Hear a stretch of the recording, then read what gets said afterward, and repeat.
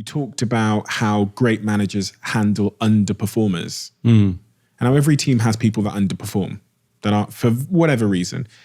From what you've understood, how do great managers handle people that aren't performing to a certain standard? So the first thing that we've got to remember about all managers, and again, we don't hear this much discussed either, is like, why do we all hate the performance review? Why do we all hate the annual performance review? Many reasons, because when I go through it and somebody says you're a 4, I go, well, I'm not a number. So there's that part of it, but it's too infrequent, right? Once a year. So you go in going, I've got to tell this person everything I'm worried about, anxious about, or thinking about, because I'm not going to talk to them again for a year.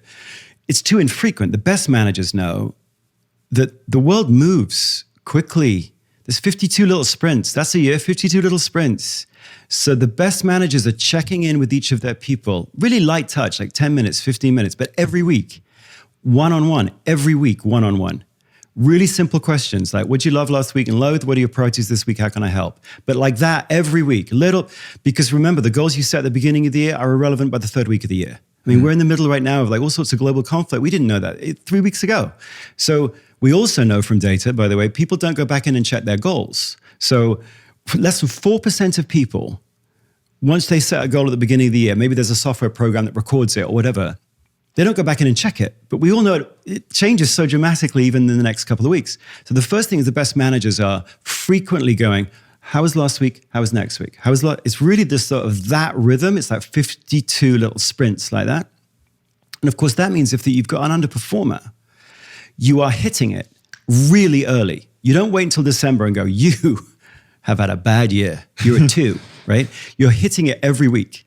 And because you're hitting it every week, you've got an opportunity much earlier to start saying 2 things. The first is, and it sounds so obvious, but one of the questions that separates a good manager from a bad manager, by the way, is you put this question to them. You got someone who comes into work consistently late. What would you do? So you take a study group, take a contrast group, 100 great managers, 100 average ones, and you just throw that question out. You got someone who comes into work consistently late. What would you do? And you, again, think of a million different answers to that question. These folks here, they all stay the good ones. Yeah. We call it the study group. When you're doing a concurrent validity study, you take 100 great ones measurably, and then 100 average. I won't get into how you measure it, but it's like, that's how you do it.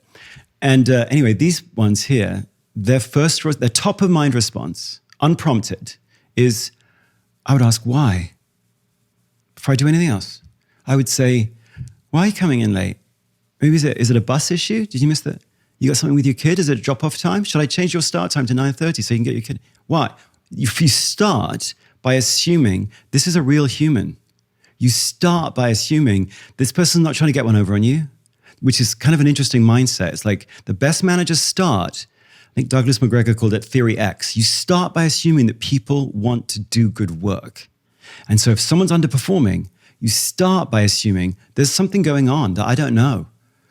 And so that's the beginning. And then because you're doing it every week, it's like the person's not going, wait a minute, that was 3 months ago. I fixed that now. No, this is last Tuesday and Wednesday. Remember? 15 minutes late. Oh, well, but now the person may come up with an excuse, but the first thing you do is you ask a question, you shut up, and you let the person define their own reality. Of course, if you're doing that every week and you're putting together little strategies to help the person, in this case, show up, and they don't, then the instinctive insight the best managers seem to have, and the best coaches, is that your job isn't trying to put in what God left out. Your job is to try to draw out what God left in. Your job as a manager is not to make someone. Your job as a manager is not to perfect someone. Your job is to go, who the heck are you? And then can I find work, or indeed a work context in which you can express you? And if I've consistently seen underperformance from you, it's not because you're a bad human. It's because for some reason I put you in the wrong role. In which case my caring doesn't stop. My loving doesn't stop. I just practice sometimes tough love. And I'll come in and I'll say to you quickly, I love you. And you're fired.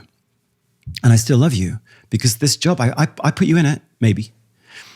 And it's wrong for you. I can see it, you can see it, we can all see it. So let's move you out quickly because this job we're not going to rewire your brain so that you get to be somebody else. You're you, and this job doesn't fit you. And it's my job, again, another great question, this is a closed-ended one, but ask great managers, would you give people what they want? Or do you give them what's right for them? And you just shut up. And they go with the second one. You get people what's right for them, even if occasionally it isn't what they want.